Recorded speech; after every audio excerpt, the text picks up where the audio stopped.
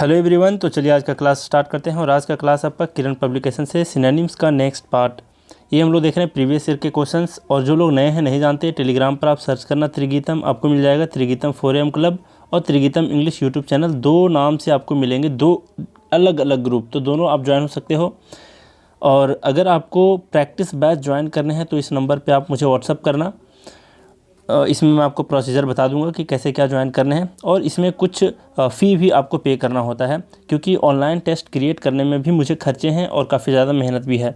अब ज़रा बात करते हैं इसमें। देखो आज का जो क्वेश्चन है, फर्स्ट क्वेश्चन क्या कह रहा है देखते हैं। ये है सिलेक्शन। सिलेक्शन का क्या अर्थ होता है? तो इसका मतलब होता है किसी चीज़ का चुनाव करना, चयन करना, है ना।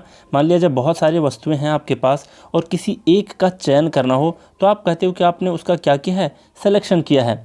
ठीक है, तो इन चारों ऑप्शन में से कौन सा सबसे ज़्यादा सटीक आंसर है, देखते हैं ज़रा। ये है डिनायल। डिनायल का मतलब होता है, आप इसको कह सकते हो इनकार करना, है ना, इनकार, और फिर अस्वीकार, और फिर नकार देना किसी को।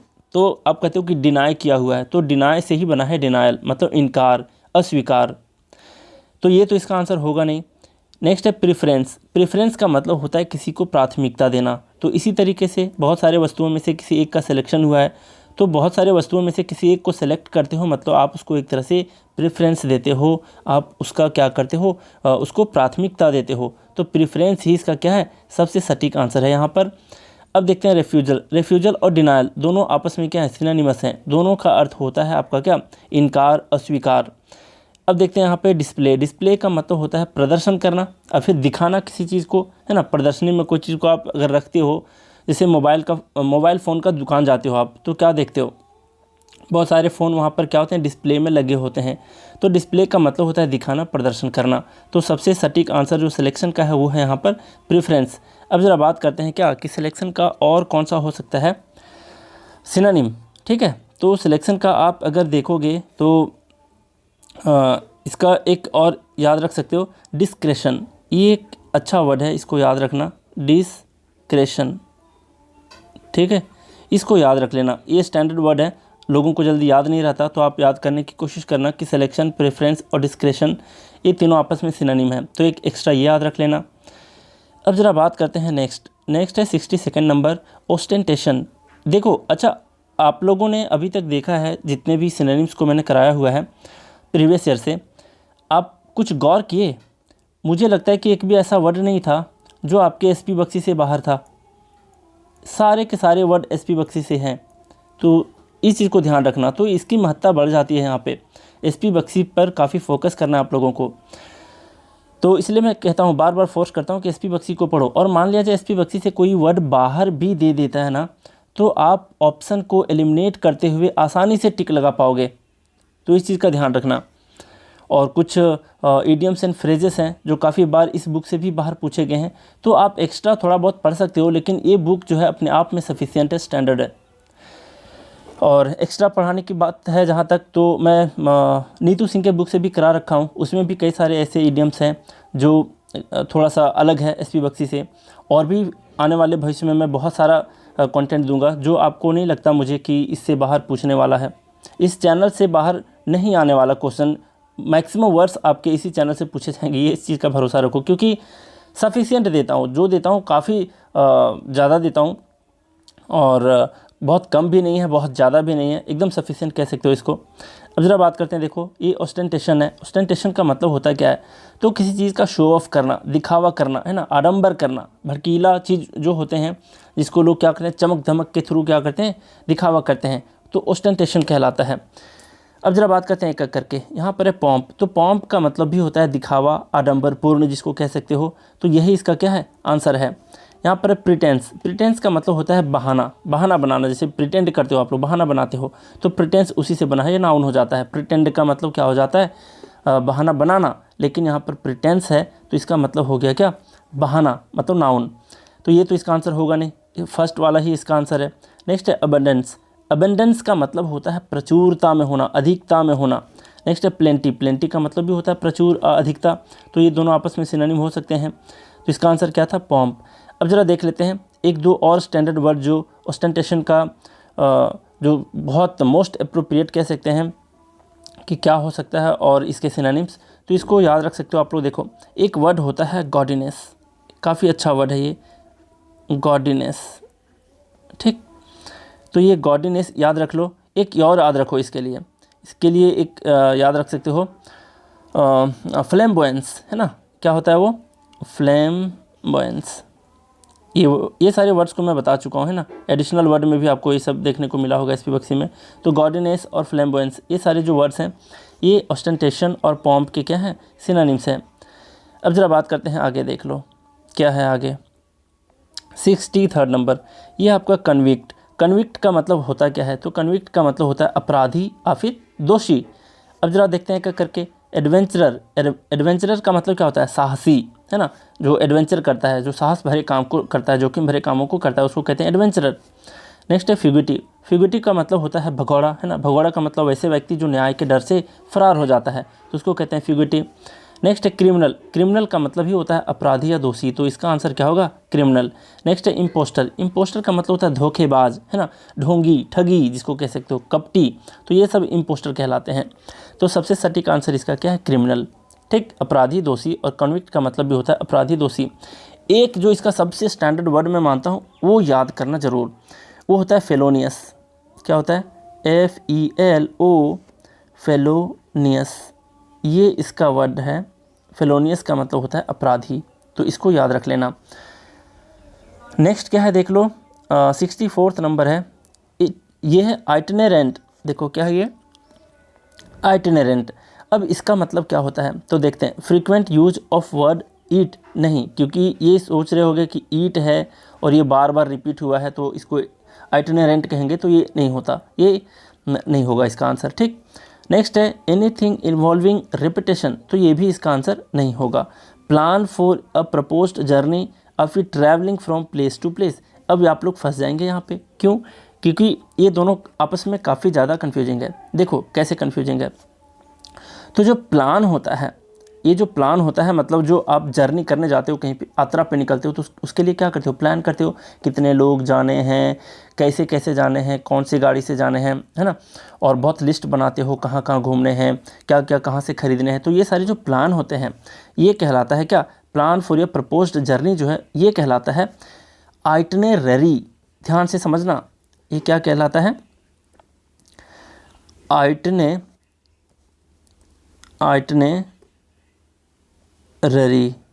ठीक है। तो आइटिनररी जो है ये है आपका प्लान, इसको कहते हैं प्लान।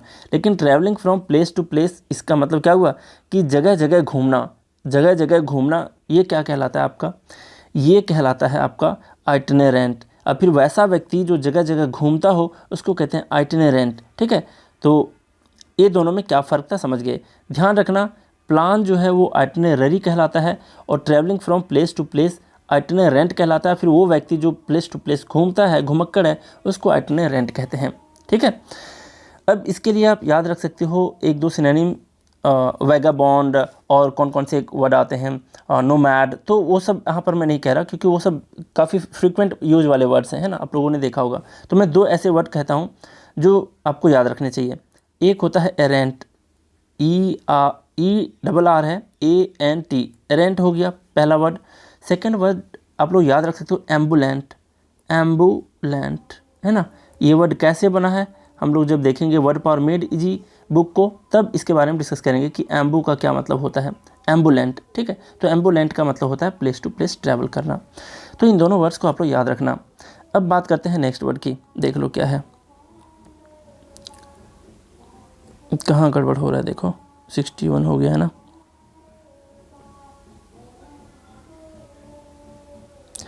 थोड़ा सा ये हो गया, कोई बात नहीं, होता है बीच बीच में कभी कभी। इसको लॉक कर देते हैं। 61 देख लिए ना हम लोगों ने। अब यहाँ पे 65 देखना था, राइट। 64 हो गया था, 65 देखो क्या है। ये जो वर्ड है 65 नंबर जो वर्ड है ये क्या है? ट्रांसपेरेंट। ट्रांसपेरेंट का मतलब क्या होता है? पारदर्शी। थोड़ा सा मैं थक जाता हूँ, है ना, मतलब समझ सकते हो इतनी एनर्जी नहीं है कि मैं अपने सर का बोझ उठा पाऊँ, सर मतलब अपना हेड का अपना बोझ उठा पाऊँ। फिर भी कोशिश है कि एक्टिविटी बने रहे इस चैनल पे। देख लो ट्रांसपेरेंट, ट्रांसपेरेंट का मतलब पारदर्शी होता है, सुस्पष्ट होता है। तो कोई भी चीज़ों से आप आर पार देख पाते हो, मतलब क्या है कि आप सुस्पष्ट देख पाते हो। तो जरा देखते हैं कि किसका मीनिंग सुस्पष्ट है या पारदर्शी है। तो यहाँ पर है वर्बोज। वर्बोज का मतलब होता है शब्द से भरा हुआ। मान लिया जाए कोई आर्टिकल को कुछ लिखता है ना, और फिर कोई कुछ कहता है, तो वो शब्दों से भरा होता है, अनावश्यक शब्द खास करके, उससे भरी हुई बातें और उससे भरी हुई आर्टिकल्स, उसको कहेंगे कि काफ़ी वर्बोज है ना। आडंबर करने के लिए, दिखावा करने के लिए भी बहुत लोग क्या करते हैं, अपने शब्दों में अनावश्यक रूप से ठूस ठूस करके स्टैंडर्ड वर्ड को डाल देते हैं, तो उसको कहते हैं वर्डी, है ना। वर्डी कह सकते हो या फिर वर्बोज कह सकते हो। जैसे मैं आपको एक एग्जांपल दूंगा, कभी नहीं भूलोगे। शशि थरूर को हर कोई जानते हैं, है ना, काफ़ी बड़े नेता हैं। तो शशि थरूर के आर्टिकल्स को आप देखोगे या फिर वो जब बोलते हैं तब सुनोगे, आपको पता चलेगा कि अनावश्यक रूप से कुछ ज़्यादा ही वर्ड को यूज़ कर देते हैं, है ना, दिखावा के लिए खास करके। क्योंकि सस्ते और छोटे वर्ड्स को भी अगर आप यूज़ करते हो तो सामने वाला समझ सकता है, लेकिन जानबूझ करके बहुत बड़े बड़े शब्दों का इस्तेमाल करना, ठूस ठूस के शब्द को अपने आर्टिकल्स में भर देना, तो वो कहलाता है आपका वर्बोज। तो वर्बोज को एक शब्द में कहें तो इसका मतलब होता है शब्दाडंबर, है ना, शब्द का आडंबर, शब्द का दिखावा, शब्द से भरा हुआ, ये कहलाता है वर्बोज। तो ये तो इसका आंसर होगा नहीं। नेक्स्ट है इन्वॉल्व्ड, तो इसका मतलब होता है शामिल।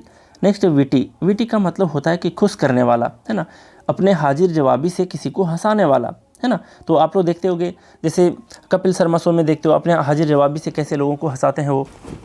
और बहुत सारे ऐसे व्यक्ति होते हैं जो विटी होते हैं, काफ़ी ह्यूमरस व्यक्ति होते हैं, मतलब सेंस ऑफ ह्यूमर उनका काफ़ी अच्छा होता है, कब हंसना है कब नहीं हंसना है, तो ऐसे लोग जो होते हैं विटी कहलाते हैं, है ना। नेक्स्ट आपका लुसिड। तो लुसिड का मतलब होता है सुस्पष्ट, तो यही इसका क्या है, आंसर है। अब जरा देख लो ट्रांसपेरेंट को और क्या समझ सकते हो, और जो दो वर्ड याद रख सकते हो, एपरेंट, इसका एक वर्ड होता है एपरेंट। एपरेंट आपका फर्स्ट क्लास में ही मुझे लगता है कि एसपी बख्शी वाले बुक में था, सिनोनिम एंटोनिम वाले सीरीज में, एपरेंट, है ना। तो एपरेंट को याद रख सकते हो, ट्रांसपेरेंट सुस्पष्ट के सेंस में, पारदर्शी के सेंस में नहीं, सुस्पष्ट के सेंस में। तो एपरेंट हो गया एक, और दूसरा आप क्या कह सकते हो, एविडेंट, है ना, एविडेंट, एविडेंट भी कह सकते हो। तो ये दोनों एक्स्ट्रा आप याद रख लेना। अब ज़रा बात करते हैं आगे। नेक्स्ट क्या है आपका 66 नंबर, ये क्या है, एनलाइवन। एनलाइवन का मतलब क्या, देखो यहाँ लाइव वर्ड है, मतलब किसी को जिंदा करने के सेंस में, एनलाइवन, है ना। तो आप क्या कह सकते हो इसको कि एनलाइवन जो है एक तरह का वर्ब है जिसका मतलब होता है जान डाल देना, किसी चीज़ में जान डाल देना, है ना। जान डाल देने का क्या मतलब होता है, मान लिया जाए आप कोई बहुत ही बोरिंग माहौल में बैठे हुए हो और कोई व्यक्ति ऐसा आता है जो हंसी मजाक करना स्टार्ट कर देता है, माहौल को उत्तेजित कर देता है, तो क्या कहते हो, यार आपने तो माहौल में जान डाल दिया, है ना। तो एनलाइवन का मतलब होता है जान डाल देना, किसी चीज़ को उत्तेजित कर देना। और किस सेंस में उत्तेजित करना, ये तो आप समझ गए।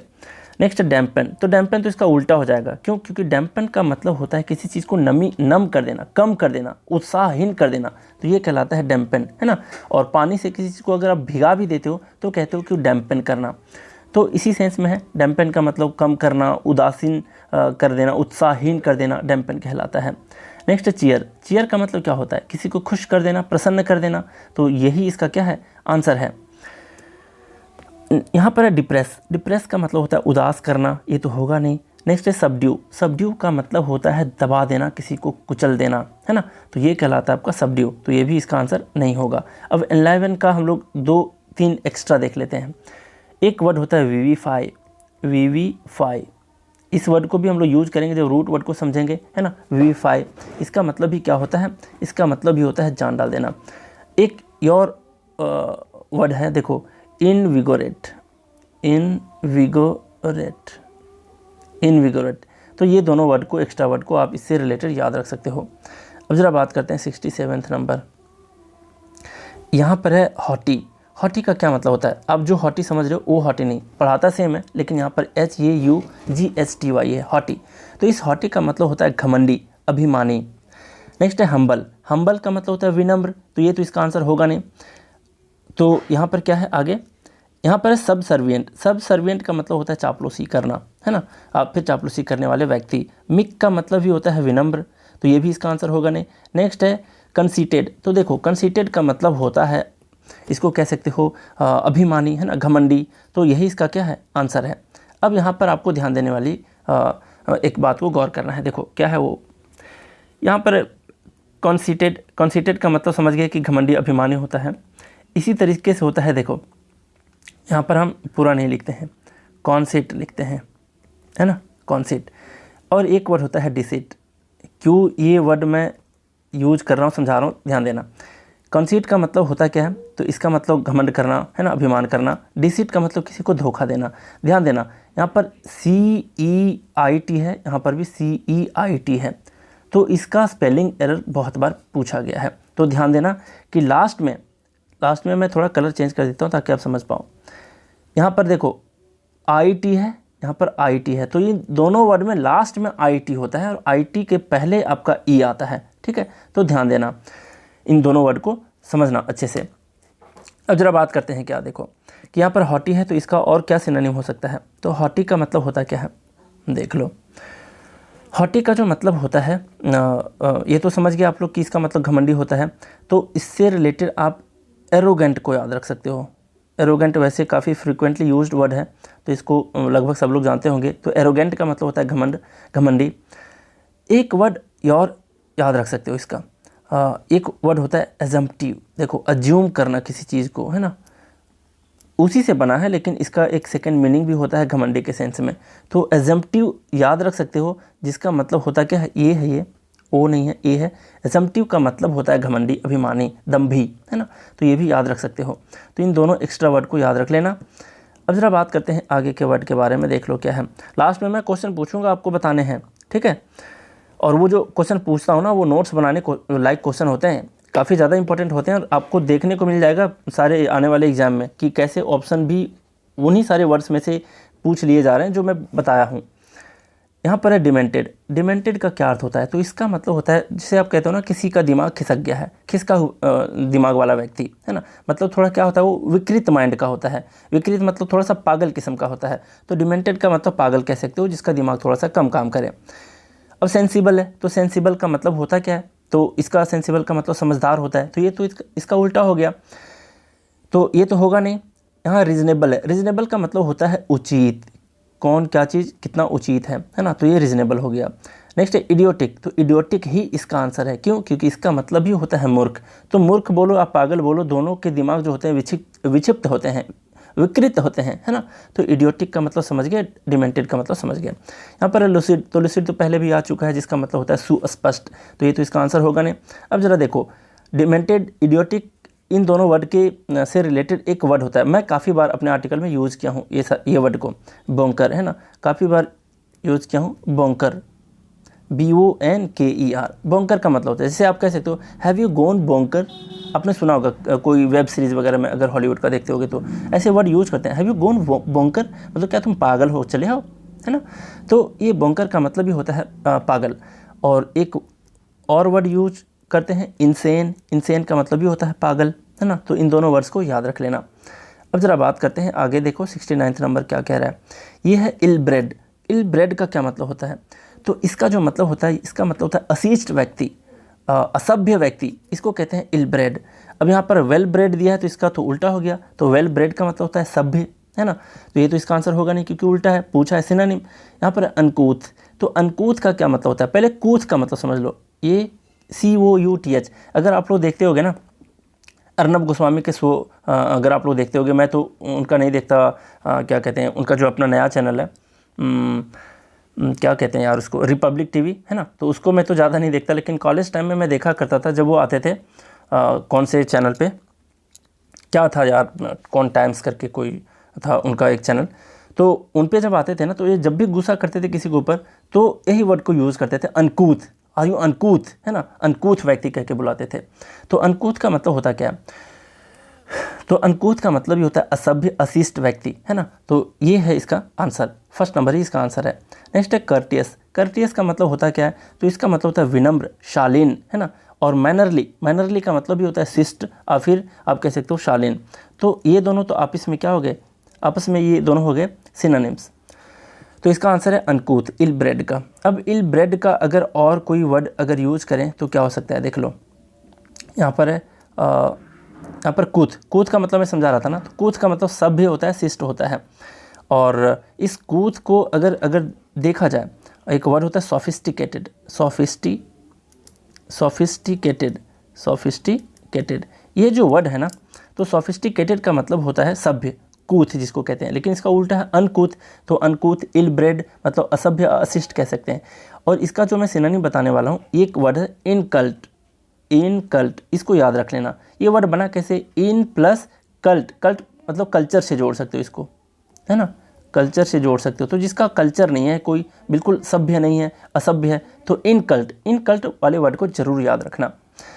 अब जरा बात करते हैं, देखो क्या है नेक्स्ट वर्ड। यहाँ पर है नैक। क्या है ये, नैक है। नैक का मतलब क्या होता है, तो नैक का मतलब होता है होशियारी, चतुराई, है ना, मतलब छल कपट के सेंस में। कोई लोग छल कपट को यूज करते हुए जो होशियारी दिखाते हैं, चतुराई दिखाते हैं, तो उसको नैक कहते हैं।